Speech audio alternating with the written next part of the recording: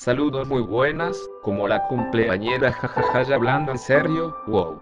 Hoy una persona a la cual apreciamos y queremos mucho cumpleaños hoy, y es Valeria Baco para los amigos jaja.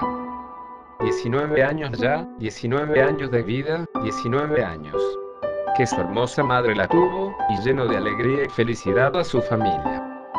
Y pensar que conocimos a esta niña preciosa ya hace algunos años atrás, es sorprendente cómo pasa el tiempo como si nada. Valeria, quiero dedicarte algunas palabras si es que por tu día te las mereces. Quiero decirte que estamos orgullosos de ti, estamos muy felices de tenerte aquí, y verte feliz y contenta con las personas a las que te rodean, que tu linda sonrisa no se opaque o sea destruida por malos momentos que pasen, y es que eres una mujer fuerte y tenaz, que apreciamos y queremos.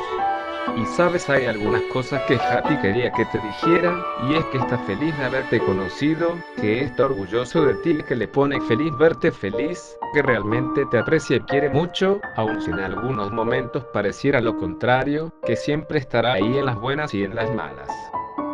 Qué bonitas palabras, la verdad, jajaja. Bueno, creo que eso es todo, Akito. Te deseo muy feliz cumpleaños y que la pases genial rodeada de las personas que te aman. Te mandamos un abrazo lleno de amor y afecto.